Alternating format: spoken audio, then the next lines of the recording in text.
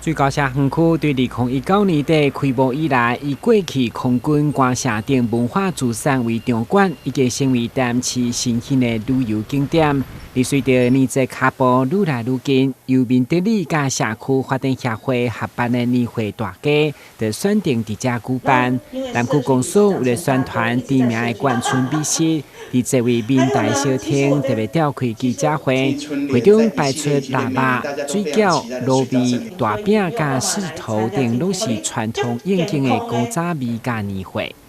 北郊社的眷村美食，其实就是我们在地的冯妈妈腊肉香肠，以及它的红烧狮子头。那这个呢，一直在眷村里头流传。为什么？因为它是最道地的、最在地的眷村美食。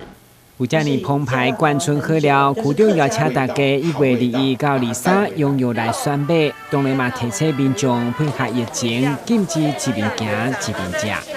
透过这样子的一个活动，把我们的眷村美食带给我们所有的市民朋友。那所以欢迎大家21到23号到我们水交社文化园区来一起欣赏我们的活动，那也欣赏顺便品尝我们的在地眷村美食。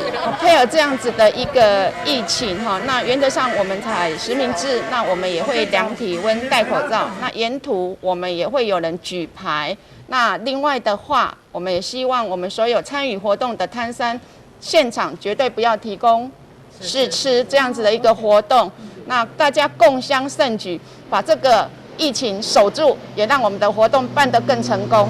主办单位表示，到时除了美食，也提供写春联、木工、动手做等亲子的体验活动，加上艺文团体表演，欢迎成绩来到热闹。